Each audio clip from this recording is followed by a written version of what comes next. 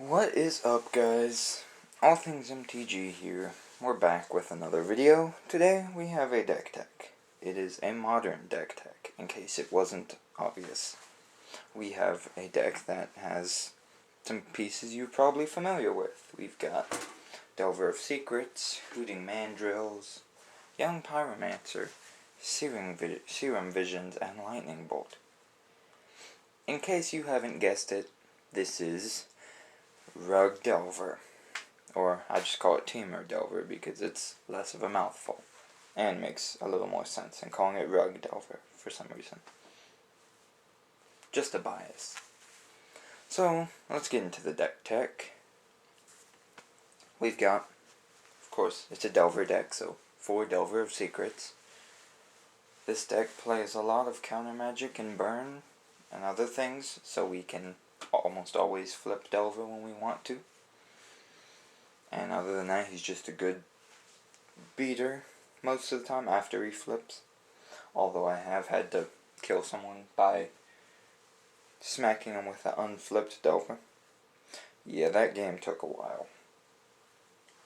And I didn't even get to win. So, basically that. And now, here's an oddity, a card I don't think anyone's ever used. You see, being a student, I don't have the funds for Tarmogoyf, so I figured I'd be ingenious and put 4 Savage Knuckleblade in. While it's not the most competitive, it is pretty effective, actually. No one expects it.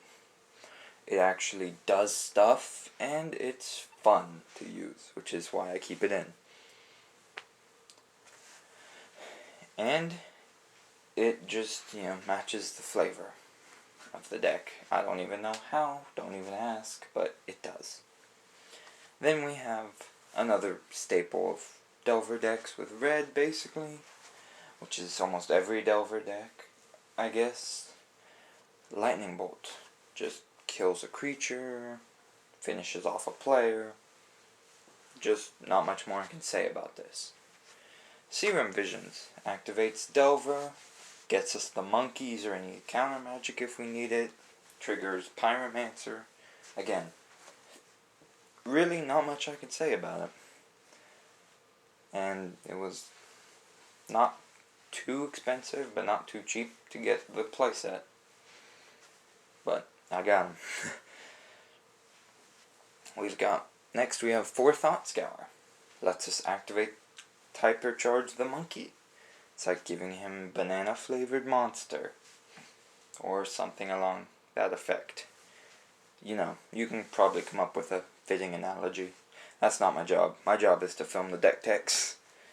But basically, with a good turn, we can play Delver, and then followed up with a turn 2 or 3 Hooting Mandrills with counter magic support, which any of these threats are significantly better if they have counter magic. If I can talk. Counter magic support.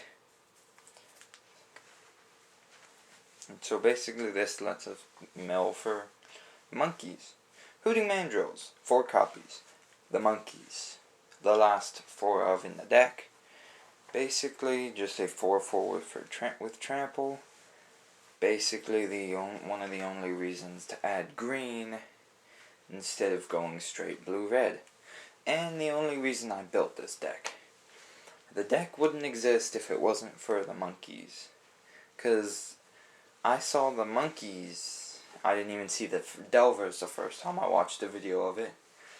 So I wouldn't have built it if I knew it was a Delver and I saw the Delvers first. I saw the monkeys and I was like, hey, that beats Soul Sisters, which was the deck I was playing at the time, which had kind of gotten boring after I've been playing it for almost a year. So I was like, okay, let's look at it. Let's look at a list. I was like, oh, okay. I saw the Tarmogoyf. I was like, ooh. So I said, okay, let's just grab these 4 Savage Knuckleblades. Sleeved up a list almost like this. Took it, played some games, and had a lot of fun. So I've used this ever since. as one of my main decks. But the monkeys, man, they just powerful. Especially with Stubborn Denial, which the monkeys, the Dweller, Goblin Dark Dwellers, and Knuckleblade himself even, another perk of him, activates. But that's really all I can say. Then we've got 3 mana leak, it's just a basic hard counter. Really the only reason. Basically in order to defend our threats and to keep the opponent from winning the game and us from losing. Not much else to say. We have 2 Pyromancers because I figured having a backup in case any one of our multitude of win conditions didn't work, like they got rid of our monkeys, or like they slaughter games to our Knuckleblades, or I don't know why, but yeah, it happens. Weird stuff happens. Then we can play Young Pyromancer, play a bunch of spells, and just say, okay, I'll attack you after making like 20 tokens, and then just attack you for everything to die. Or something like that. Basically, a backup win condition doesn't hurt to have. Rather have it and not need it than need it and not have it. Then we have Is It Charm. Basically, it plays a forked bolt, or can be a negate that they can counter by paying 2. But most of the time we use it to activate the monkeys with the looting mode, which is probably the best mode on it, in my opinion. That's mainly what I use it for, so that's mainly what I'm experienced with. I've used the forked bolt a couple times on a creature, and it hasn't been too impressive, because my meta is actually a bunch of big stompy decks that stuff is too big to kill at some point. So, not too effective. Forked bolt, basically more burn to go with player, or just like with Electrolyze, can take out the 1 or 2 infect or slash soul sisters, because there's actually one other person who plays it. Part of the reason I wanted to get away from it, not that it wasn't fun, but mirrors could be, not fun. And so the forked bolt and the electrolyzers are basically against those, and against other delvers or such.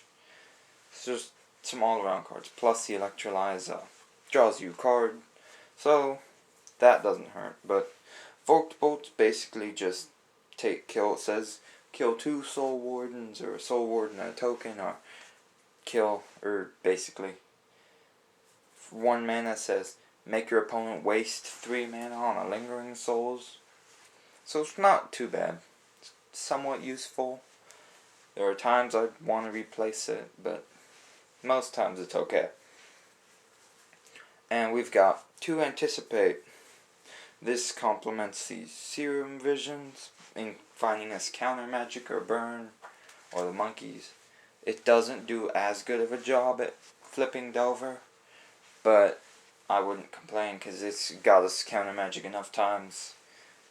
I'm not even worried about it, because just anticipating into a mana leak or Stubborn Denial has won me the game enough times that it's found a, for the moment, safe spot in the deck.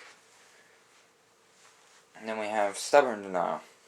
1 mana counterspell that's basically a force spike, unless you have a monkey or Knuckleblade out. Then they just counter something.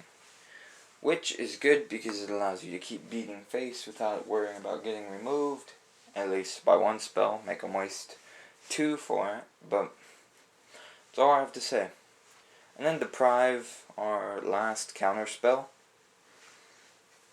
is basically just a time walking counter spell, I guess you could say, because you basically time walk yourself by returning an island. But most of your lands are islands, so you don't really have much to lose. It's just land, my bad. I thought it was island. But other than that, it's just counter spell.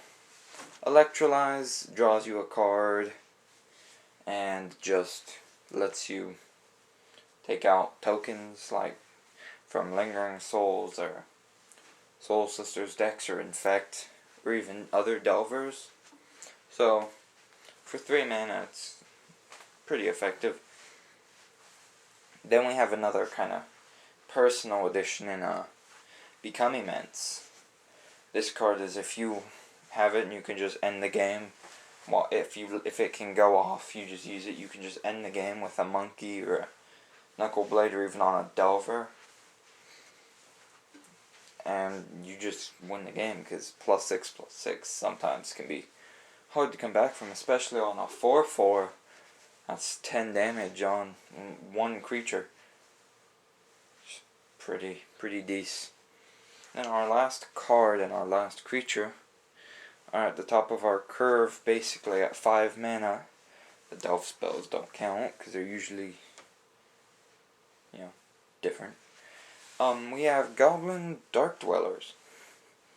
A 4/4 with Menace for 2 red and 3 colorless. Basically lets us recur any lower than 3 cost spell for free. Yeah. And, well, it's not so good with our counter magic. It can be good too. Or is it just one or is it any? Oh, it's just one. The target, yep. You can basically get a free Anticipate, Is It Charm, or any of the burn spells with it for free, which is pretty nice. Plus, you do get a 4/4 body with Menace afterwards, which is, nothing to really complain about. But now that we have the land base, we have, which you can't see on here, but we have 4 fetches, 2 Windswept Heath to get our green sources. We don't really have many. 2 Flooded Strand to get our blue sources, which we have more of.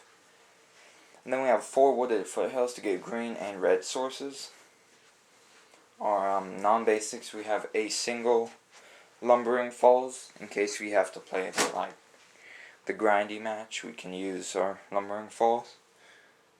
Because a 3/3 with Hexproof beating in every turn can eventually get the job done. Then we have a single one of Breeding Pool and Stomping Ground. Then we have 2 Steam Vents.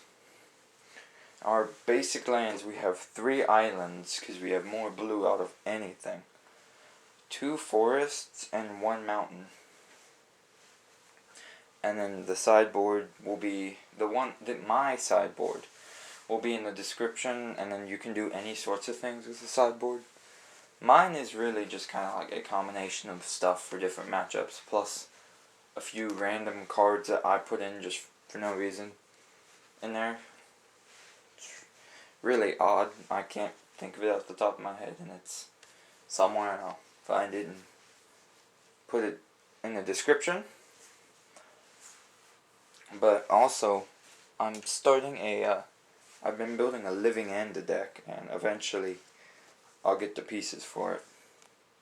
I just want to say, in the Living End deck, we have this guy. Yeah, that's right. I put 2 copies of Domri Raid in my Living End deck. And I'll explain that once I do the deck tech. I'll explain everything. But basically, this was my Temur Delver deck. It's kind of more grindy control based, with a hint of Stompy beating in with the others. Some cards I have been debating taking out have definitely been Become Immense. And I've been debating when not swap, since Is It Charm, most of the time we just loot. I've been thinking maybe put in the red and a colorless card that lets you loot. Can't think of them. It's like Forbidden Voice or something like that. Oh, it's really bugging me now. I can't think of the name. And then Forked Bolt. I don't even know what I'd put in for that, but I've been debating it.